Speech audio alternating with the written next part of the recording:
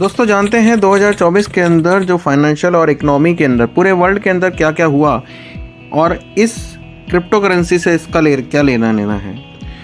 China के अंदर किसी भी कंट्री के अंदर बहुत सारे लोगों ने क्रिप्टो करेंसी के बारे में अपनी अपनी राय दी है, पर कुछ चाची ऐसे इंसिडेंट हुए हैं जो चाइना से रिलेटेड है, बहुत सारे अलग अलग एशियन कंट्री से है।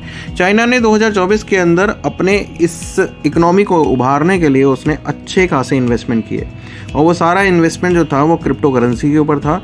इसके बाद में चाइना का जो स्टॉक्स है और वो 2.5 साल से सबसे हाईएस्ट रेट पे पहुंच गया।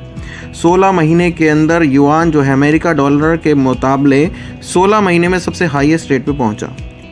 उसके बाद में आता है हांगकांग। हांगकांग ने बिटकॉइन और इथेरियम के ऊपर स्पॉट ETF की मंजूरी दे दी थी, जिसके बिहाफ पे वो $1 ट्रिलियन के अंदर उसका 217 मिलियन और इथेरियम के अंदर 34.96 मिलियन डॉलर का ट्रेड उस हांगकांग के अंदर। उधर जापान की बात करें तो 17 वर्षों के अंदर लास्ट 15-17 सालों से अंदर अपनी हाईएस्ट उसने इंटरेस्ट रेट बढ़ाए हैं। तो आज हाईएस्ट रेट बढ़ाने का मतलब था कि 0.01 से लेके बढ़ाकर 0.25 कर देना, यानी आज ये बहुत मोटा कदम था। उधर साउथ कोरिया के अंदर क्रिप्टो करेंसी के ऊपर इन्वेस्टमेंट तेज हो गई, जिससे कि 30% से ज़्यादा आबादी ने क्रिप्टो करेंसी के अंदर इन्वेस्टमेंट किया। कीमतों की उछाल आपने देखा है कि 2024 के अंदर हाईएस्ट बिटकॉइन रेट पे पहुंचा। उधर अब इंडिया की बात कर लेते हैं। इंडिया के अंदर भी क्रिप्टो करेंसी के ऊपर एक रिस्ट्रिक्शंस थी, बट CBDC के ऊपर हमारा ई-रूपी आ चुका।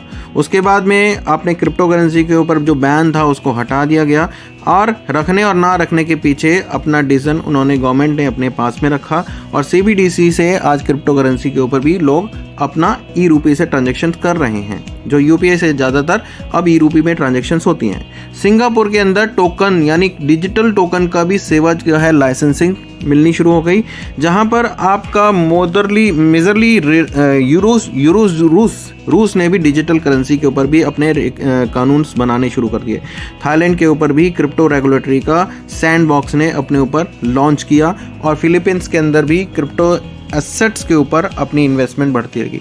अदर दुबई के अंदर सबसे बात करें तो दुबई ने सबसे ज़्यादा जो इन्वेस्टमेंट लेने देने के लिए जो वर्ल्ड के अंदर हर कंट्री से दुबई के अंदर जो अपने फाइनेंशियल के अंदर या किसी भी रेस्ट के लिए कह लो फाइनेंशियल का सबसे बड़ा हब है, तो कहीं ना कहीं उसने जो इन्वेस्टमेंट नहीं यहाँ पर जो सैलरीज हैं वो क्रिप्टो में लेने देने के लिए परमिशन दे दी।